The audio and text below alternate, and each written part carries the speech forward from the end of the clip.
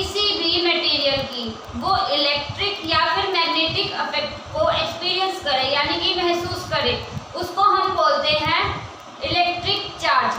अब electric charge जैसे कि आप लोग देखते हैं कि भाई आकाश वगैरह में लाइटनिंग वगैरह होती है, बिजली वगैरह चमकती है, तो आप उस लोगों उस चीज को क्या रखते हैं, महसूस कर सकते हैं। तो किस चीज के कारण हो रहा है, इलेक्ट्रिक डिस्चार्ज के कारण हो रहा है, इसी को हम बोलते हैं इलेक्ट्रिक चार्ज। और जैसे कि एग्जांपल जो मैंने बताया भाई, lightning in the sky during thunderstorm due to electric discharge.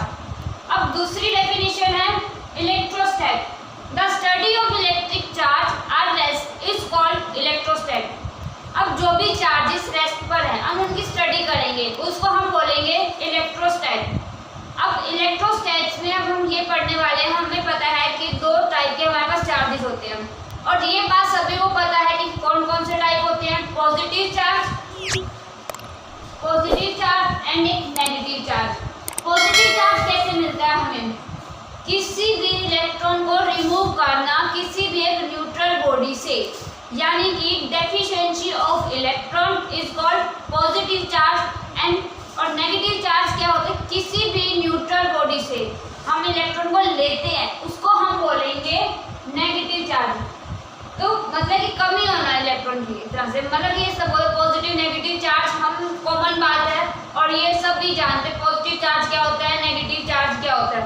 और इलेक्ट्रॉन जो होते हैं ना हमारे, उसके ऊपर हमारा नेगेटिव चार्ज होता है, और जो हमारे प्रोटॉन्स होते हैं उसके ऊपर हमारा पॉजिटिव चार्ज होता है, और जो हमारे न्यूट्रॉन्स होते हैं उसके ऊपर न्यूट्रल चार्ज होता है, यानी कि प्रोटॉन और इलेक्ट्रॉन को मिला के जो चार्ज बनता है हमारा वो होता है हमारा न्यूट्रॉन। जैसे कि P प्लस E, यानी कि अगर P के पास 28 है और E के पास भी 28 है, -20 - 28, तो नेगेटिव चार्ज तो न्यूट्रल चार्ज हो गई एक तरह से। तो हमें ये चीज देखनी है कि अभी दो टाइप के चार्ज होते हैं, तो आप लोग ये लिख लीजिए एक बार जल्दी सी।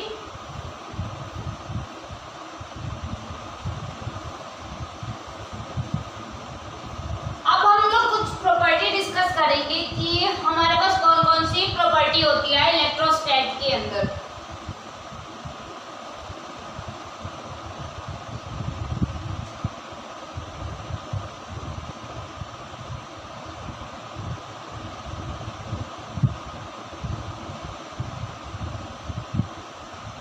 अब फर्स्ट प्रॉपर्टी हमारी क्या होगी, कंजर्वेशन ऑफ चार्ज।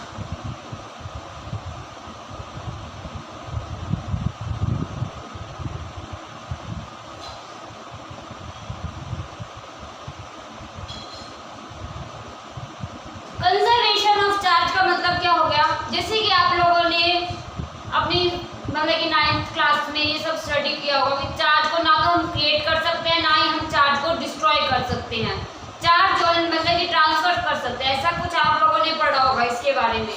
तो होता क्या है कि बेसिकली जो चार्ज होता है ना, एक आइसोलेटेड सिस्टम में कंजर्व रहता है, मतलब कि कंजर्व ही रहेगा उस आइसोलेटेड सिस्टम में, मतलब charge can neither be created not be destroyed.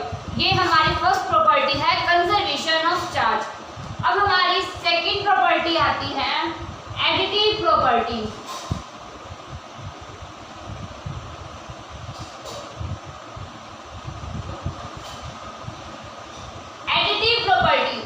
Additive property का मतलब है कि जैसे कि आप लोगों ने काफी सारे चार्जेस ले लिए, एग्जांपल की एक +2 चार्ज लिया, एक -2 चार्ज लिया, फिर एक -2 चार्ज ले लिया, फिर से +2 चार्ज ले लिया। इन सभी का जो हमारा सम होगा, यानी कि जो हमारा सम निकालेंगे हम क्या करेंगे, वो अलजेब्रिक सम होगा इन सब का, यानी कि +q -q, मतलब कि बाहर तो प्लस का साइन होगा सभी में, -q फिर +q, मतलब इन सभी का हम एक अलजेब्रिक सम करेंगे, ये हमारी बोलती है एडिटिव प्रॉपर्टी। तो आप लोगों को ये दो प्रॉपर्टी मैंने बता दिया। नेक्स्ट है third property, quantization of charge.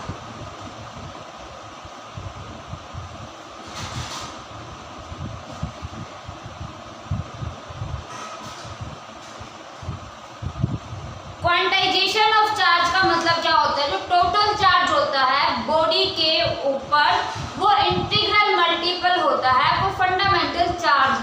जैसे कि Q is equal to plus minus n e. N की जो यहाँ पर वैल्यू है 1 भी हो सकती है, 2 भी हो सकती है, 3 भी हो सकती है, ऐसे करके काफी एन तक हो सकती है इसकी वैल्यू। और Q हमारा यहाँ पर क्या है, चार्ज है। E यहाँ पर क्या है, हमारा इलेक्ट्रॉन है। तो आप लोगों को पता होगा कि अब इलेक्ट्रॉन का मास कितना होता है, एन की वैल्यू कैसे रखेंगे, तो हम इसे क्यों निकाल सकते हैं। तो हमारा क्वांटाइजेशन ऑफ चार्ज यही बोलता है। हमारी फोर्थ प्रॉपर्टी है charge is unaffected bye motion.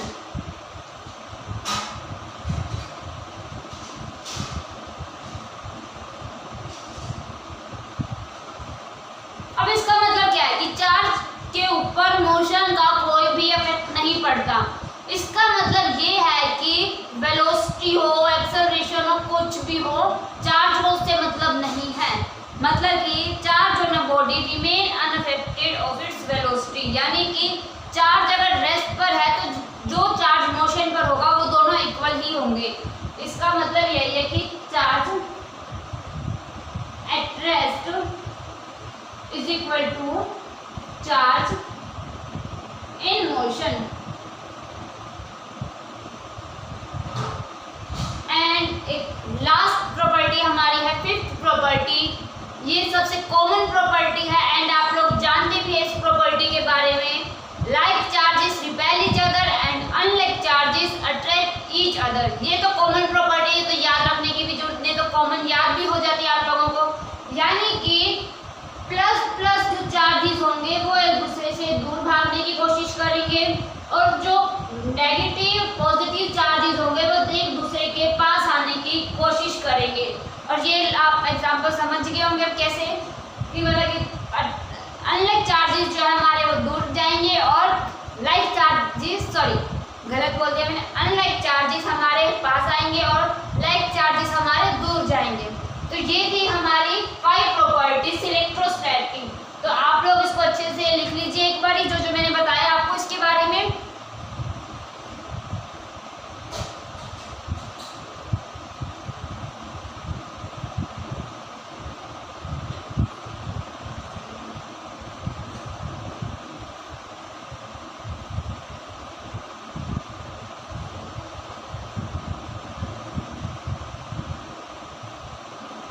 Next है हमारा columns law. Columns law 9th में भी हमने स्टडी किया है कि क्या होता है कॉलम्स लॉ।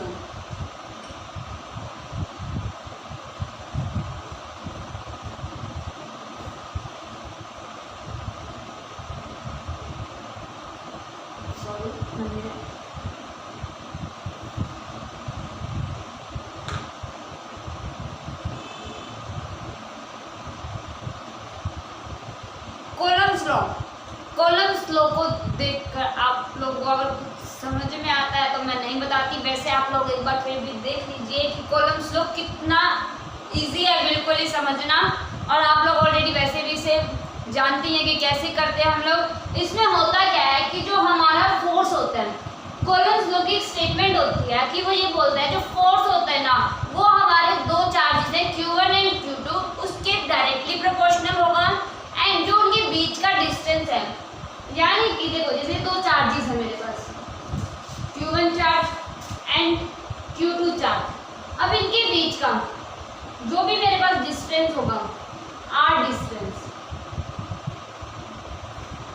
तो इसमें स्टेटमेंट में क्या बोला कि तो F is directly proportional to Q1 Q2 and F is inversely proportional to square of distance between them, यानी कि Q1 और Q2 के बीच का जो डिस्टेंस है R वो इनवर्सली प्रोपोर्शनल होगा उसकी स्क्वायर के। अब इसके बाद क्या आता है, जो प्रोपोर्शनलिटी कांस्टेंट है इसको हम हटा देंगे, फिर इक्वल टू का साइन लगाएंगे और एक कांस्टेंट टर्म भी लगाएंगे जिसकी वैल्यू फिक्स होती है। तो F is equal to K Q1 Q2 divide by R square. अब Q1 Q2 तो हमारे क्या है यहाँ पर चार्ज है और R स्क्वायर क्या है यहाँ पर हमारा डिस्टेंस है और F क्या है हमारा यहाँ पर फोर्स है।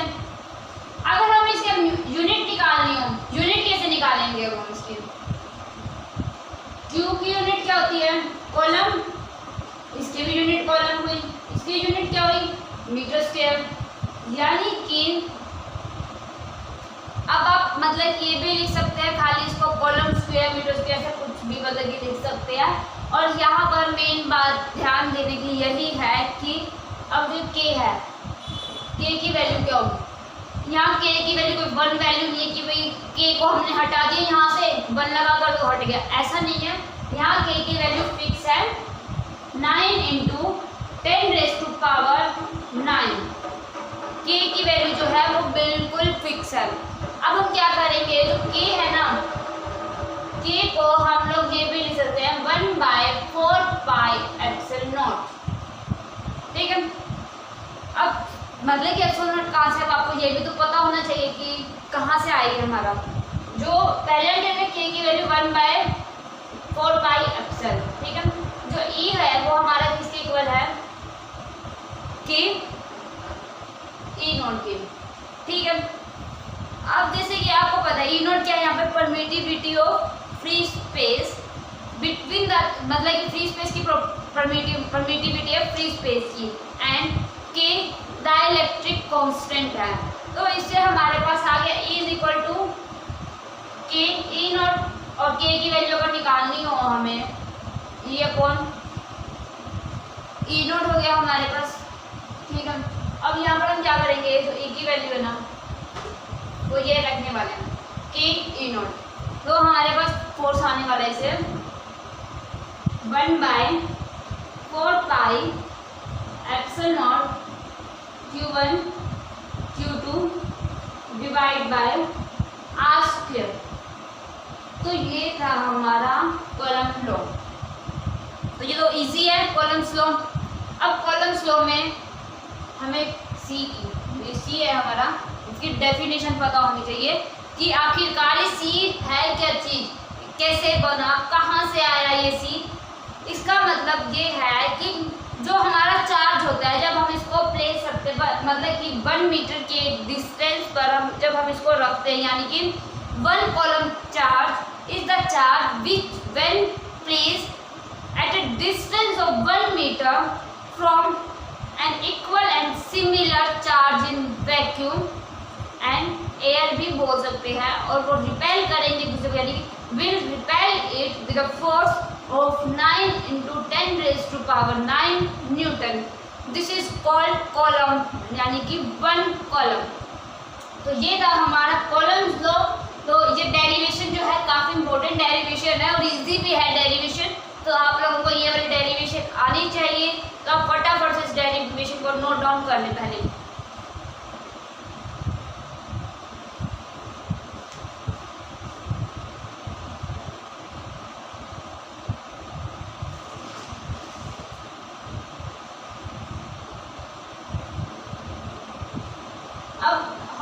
कॉलम्स लॉ हमने जो ये अभी पढ़ा है ना, इसकी डेरिवेशन जो देखी है, अब इससे ना हम लोग ये देखने वाले हैं कि इसको वेक्टर फॉर्म में कैसे निकालेंगे। अब वेक्टर फॉर्म में भी तो हमें निकालना आना चाहिए कि वेक्टर फॉर्म आखिरकार क्या है इसकी। वेक्टर फॉर्म में होगा क्या, ये ध्यान से देखिएगा, इस फिगर को समझिए आप लोग पहले। ये दो चार्जेस हैं जैसे कि Q1 एंड Q2, ये A पॉइंट पर है एंड ये हमारा किस पॉइंट पर है, बी पॉइंट पर। ठीक है। अब इसके बीच का जो हमारे पास डिस्टेंस है वो क्या है, r डिस्टेंस है। दिख रहा है ना आप सबको ये। और क्या हो रहा है कि हमने मतलब कि ये देखा, अब इस चार्ज के कारण इसके ऊपर जो मतलब कि हमारा फोर्स लग रहा है ना, वो F21 फोर्स लग रहा है, सॉरी F12 फोर्स लग रहा है। इस चार्ज के कारण इसके ऊपर जो फोर्स लग रहा है हमारा F12 लग रहा है, एंड इस चार्ज के कारण हमारा जो इस पर फोर्स लग रहा है ना, वो F21 फोर्स लग रहा है। ठीक है। अब इसके कारण इसके मतलब कि हमने उसको ज्वाइन कर दिया। ठीक है, इतनी फिगर आप लोगों को समझ में आ गई। अब इसके ऊपर क्या डिस्टेंस है, R12 एंड इसके ऊपर R21, जैसे ये था वैसे यही है। ठीक है, सेम बात है इसमें भी ऐसे ही। अब इसमें क्या है कि आपको ये प्रूव करना होता है जो F12 जो फोर्स लग रहा है 1 2 पर 2 के कारण वो इक्वल होगा फोर्स ऑन 2 ड्यू टू 1। हमें नेगेटिव ऑफ दिस इसको प्रूव करना है, और इसको प्रूव करना काफी इजी है। अब जैसे कि आप लोगों को पता है फोर्स किसके इक्वल होता है कि Q1 Q2 divide bye R²। पता है आप लोगों को? इस डेरिवेशन, इस फिगर से आप लोग खुद से फाइंड आउट कर सकते हैं कि कैसे निकलेगा ये वाला फोर्स, हम कैसे निकालेंगे। आप लोगों को सिर्फ यही प्रूव करना है। तो आप लोगों का यही होमवर्क है कि आप लोग ये प्रूव खुद से करेंगे। और आप लोगों को अगर नहीं समझ में आता तो आप लोग मुझे कमेंट करके बताएं कि क्या आपको इसमें प्रॉब्लम आई है, और फिर मैं आप लोगों को खुद से नेक्स्ट वीडियो में इसके बारे में डिटेल में बताऊंगी आप लोगों को। और आपको बाकी मेरे नोट्स जो हैं वो डिस्क्रिप्शन में मिल जाएंगे, तो आप लोग वीडियो को एंड तक जरूर देखें। अगर आप लोगों को मेरी वीडियो में कुछ भी डाउट हो तो आप मुझसे जरूर डिस्कस करें, कमेंट सेक्शन में कमेंट करें। और अगर आपको मेरा ये वीडियो अच्छा लगे तो प्लीज़ लाइक करें, शेयर करें एंड सब्सक्राइब जरूर करें, और साथ में बेल आइकन को दबाना ना भूलें, ताकि अगर आपने नहीं दबाया तो आप वीडियो को मिस कर सकते काफ़ी वीडियोस को। तो थैंक यू गाइस।